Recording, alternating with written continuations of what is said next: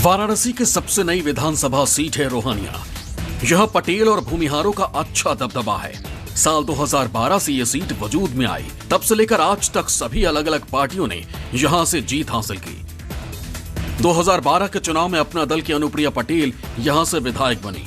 2014 में उपचुनाव हुए तो समाजवादी पार्टी के महेंद्र सिंह पटेल जीते और फिर 2017 में बीजेपी के सुरेंद्र नारायण सिंह ने जीत हासिल की। मगर इस बार क्या कहता है रोहनिया का मूड? योगी की ओर है झुकाव या फिर अखिलेश को मिलेगा समर्थन? इन सवालों का जवाब जानने के लिए न्यूज 24 की टीम वाराणसी की रोहनिया सीट पहुंची। सारी पार्टियां एकजुट हो रही हैं, तो क्या लग रहा है? नहीं, हमको तो लग रहा है ना कि बदलाव होगा। और जो मतलब कि जो यहाँ पे कांग्रेस 30-32 साल से नहीं है, वो जितना भी विकास हुआ प्रथम पंचवर्षीय योजना में यहाँ पे सब मतलब कि स्वास्थ्य केंद्र खुला था। आज मतलब उसी तरीके से पड़ा है। जब भी चुनाव आता है, जिसे 2017 का था, तो माननीय नगर पंचायत वाले चुनाव में माननीय मनोज तिवारी जी, फलाना जी, करीब 18-20 मंत्री आए थे और वहाँ पे वो गए, देखे कि हम इसका कायाकल्प करेंगे। और 2021 आ गया, कुछ भी नहीं हुआ। मतलब ये क्या लग रहा है, विकास हुआ यहाँ पे? रोहनिया विधानसभा का विकास हुआ? कुछ नहीं, कतई नहीं विकास हुआ। हम लोग तो हमेशा चाहते हैं कि देखिए जो काम करे वही सरकार बने, और इस बार जितना अखिलेश यादव काम कर चुके हैं, इस बार कोई ऐसा काम नहीं किया है। जब तक बीजेपी गवर्नमेंट आई है तब से यहाँ नरक मचा है। महंगाई से लेकर डीजल पेट्रोल से हर एक तरह से महंगाई है। क्या लग रहा है इस बार? बनारस का एक मिजाज अपने आप में अलग होता है, और इस बार 22 में क्या है, क्या स्थिति कह रहा है? जब तक वकील साहब, जब तक दोनों आदमी जिएंगे तब तक कोई हरा नहीं सकते। इतना बुद्धिमान नेता क्यों नहीं हो? इतना बुद्धिमान मोदी योगी इतना बुद्धिमान नेता कि मतलब कि हारब तो बड़ी मुश्किल की बात हो। हाँ, क्या है, वजह है क्या? यही देख रहे कि वोट पढ़ते पढ़ते हुए कि टेमवा मोदी का गलत का दिलन तू देख रहे हैं ऐसा वो होगा। अब हम लोग अपने बचपन में देखें कि ये सब नहीं मिल रहा था, न जूता था न कपड़ा था। अब सबके पल्ले जूता हो, चच्चट कपड़ा हो, चच्चट जूता हो, मोटरसाइकिल से झाड़ा फिरे लोग जात हो, सबके पाखाना बनल बा, पाखाना बनवा देने लोग जाते झाड़ा फिरे।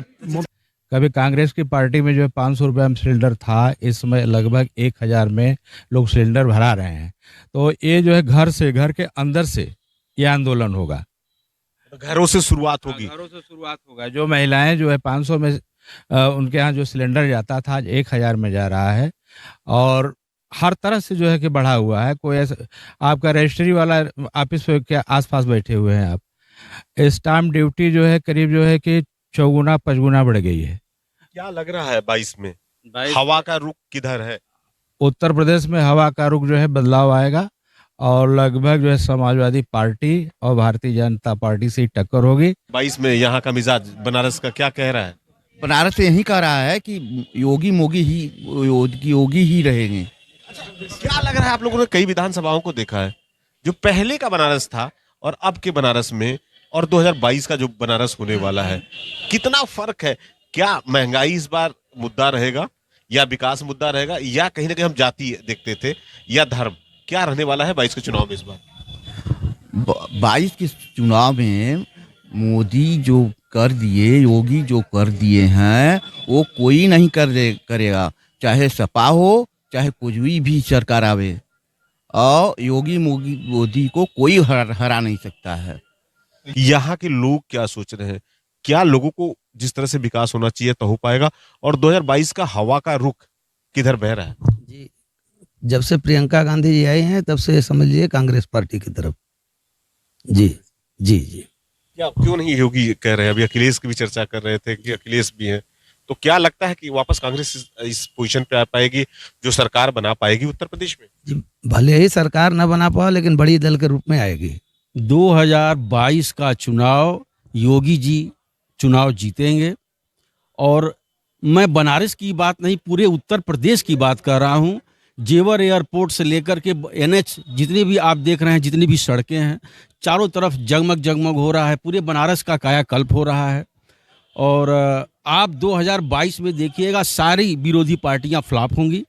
अखिलेश तो सारे विरोधी पार्टियों को एक कर रहे हैं। 2017 में कहीं ना कहीं मोदी जी, योगी जी ने ये सारी विरोधी पार्टियों को एक किए थे, सत्ता में आए थे, तो वही काम अखिलेश कर रहे हैं। तो क्या लग रहा है कि समीकरण बदलेगा? अखिलेश यादव डूबेंगे। इन्होंने जो जिन्ना का नाम लिया है, इस बार के चुनाव में एक मुद्दा उन्होंने जिन्ना का जो उठाया है, वही जिन्ना उनको ले डूबेंगे।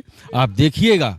बीजेपी, सपा, बीजेपी नहीं आएगी, सपा आ सकती है, या तो कंबाइंड जो है सरकार बनेगी सपा की और कांग्रेस की। अभी तो बैठे थे, सारे लोग कह रहे थे कि नहीं, रोड बना है, विकास हुआ है, अब ऐसा है डेवलपमेंट कि हुआ है। अब ऐसा है कि इससे क्लियर तो नहीं हो सकता है, क्योंकि अगर बीजेपी के ज़्यादा लोग उस विचारधारा के हैं तो अपनी बात करेंगे।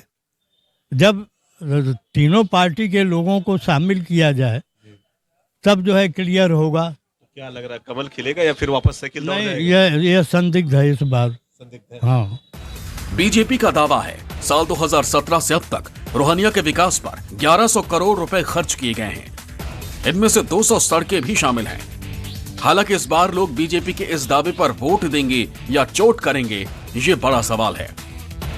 इस बार चुनाव का मुद्दा बनेगा 2022 में। मुझे ऐसा कुछ नहीं लग रहा है। बहुत विकास बनारस में हुआ है, फिर मोदी की सरकार बनेगी, फिर भाजपा की सरकार आएगी यूपी में। अभी कह रहे थे कि नहीं, परिवर्तन सबकी अपनी अपनी सोच है। जितना विकास दूसरी पार्टियों के लोग 50 साल में नहीं करते, उतना विकास बनारस में हो चुका है। बहुत अच्छा काम हुआ है, फिर सरकार भाजपा की होगी। लड़ाई तो तब है, अखिलेश इस बार आएंगे। अखिलेश आएंगे।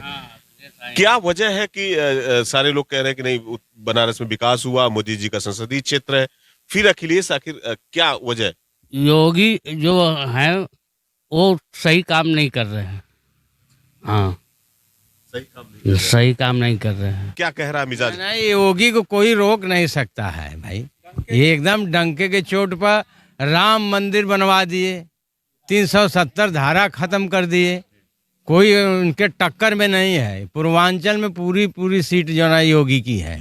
हाँ, बनारस के मिजाज करें, हम बनारस बहस की बात कर रहे हैं। तो अभी जैसे बता रहे थे कि नहीं, अखिलेश आएंगे, परिवर्तन चाह रहे हैं, तो क्या वाकई कहीं न कहीं योगी मोदी की जो लहर है वो बनारस में दिखेगा इस बार? एकदम पूरा। अखिलेश कोई वादा करते हैं, पूरा नहीं करते हैं। जो योगी मोदी कहे हैं वो पूरा कर दिए। 2017 में जो हुआ था, क्या वाकई इस बार फिर 2022 में वही होगा? नहीं, 2022 में कतई नहीं होगा वो। 2022 में नहीं होगा। क्या लग रहा है कि कांग्रेस अपने महंगाई चरम सीमा पर इस समय है, आश्वासन दे रहे हैं, कार्य कर नहीं रहे हैं। अभी तो कह रहे थे कि विकास हुआ है, सारे लोग कह रहे हैं कि नहीं विकास हुआ, रोड रास्ता बना है। अरे विकास तो कांग्रेस का नींव पहले ढला था, वही विकास किए हैं, कोई नया विकास किए हैं। कि लोग इस बार योगी जी को देख के उनको मत पर प्रयोग करेंगे या वाकई मोदी जी का चलेगा? क्योंकि मोदी जी का संसदीय क्षेत्र है, उसे लोग देख। मोदी जी का चलेगा, मोदी जी का चलेगा। योगी जी का मुख्यमंत्री थे, हाँ वो भी है, लेकिन मेन तो हमारे संसदीय क्षेत्र बनारस के मोदी जी है, तो हम सब तो मोदी जी के प्रिय है ना। अब योगी जी रह गए तो योगी जी भी है साथ में, ऐसा नहीं कि नहीं है वो भी है, मोदी जी भी है, वो भी है। क्या सोच रहे हैं आप लोग? 2022 में सबसे बड़ा मुद्दा अगर कोई रहेगा तो बेरोजगारी रहेगा, क्योंकि सब जितने युवा वर्ग हैं जो एग्ज़ाम दे रहे हैं उसका रिजल्ट नहीं आ रहा, फॉर्म सबमिट कर रहे हैं, एग्ज़ाम नहीं हो रहा है, तो सबसे बड़ा मुद्दा कह सकते हैं कि हम बेरोजगारी रहेगा। क्योंकि 2017, 18, 19 लगातार जो ये फॉर्म भरे जा रहे हैं, जो 6 महीने में ज्वाइनिंग हो जा रही थी जिसकी, आज तक 3 साल 4 साल हो गया, उसके वही एग्ज़ाम तक कंडक्ट नहीं कराए हैं बीजेपी ने।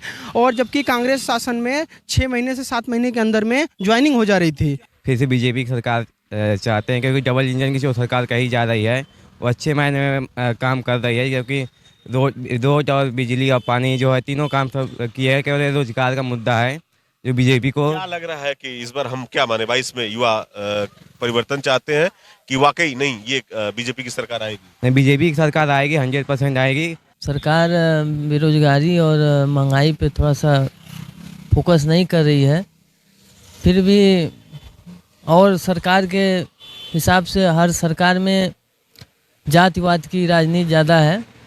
और बीजेपी में क्या है, विकास तो हुआ है, क्योंकि अयोध्या मंदिर ही देख लीजिए आप।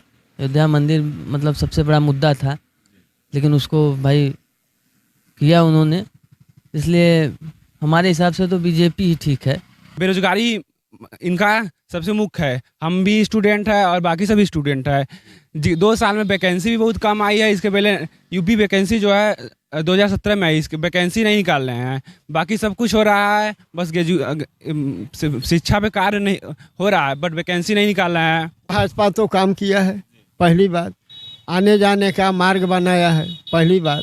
दूसरा बात, जो भी कार्य हो रहा है अपने जगह उत्तम हो रहा है, हमारे समझ में तो ही आ रही है। धर्म भी इस बार हावी रहेगा। धर्म हावी रहेगा, और चूंकि सनातन धर्म से नाना प्रकार के काम हुए हैं, जैसे कि आप देख लीजिए राम मंदिर का देख लीजिए, या विश्वनाथ कॉरिडोर का कार्य देख लीजिए। आप अभी पंचकोसी रोड पे हैं, देखिए पंचकोसी रोड पे भी कार्य हुआ है, बिजली लोगों को मिल रही है।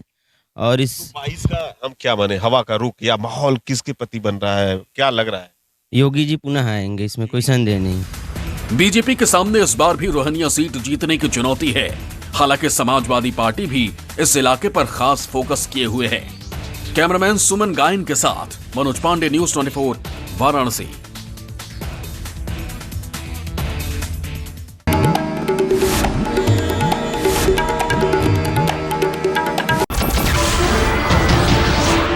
नमस्कार, मैं हूं मानक गुप्ता। अगर आपको हमारा ये वीडियो पसंद आया हो तो इसे लाइक और शेयर जरूर करें, और हां, हमें सब्सक्राइब और फॉलो करना ना भूलें, ताकि आप देश और दुनिया की कोई खबर मिस ना करें। तो जुड़े रहिए हमारे साथ और देखते रहिए न्यूज़ 24।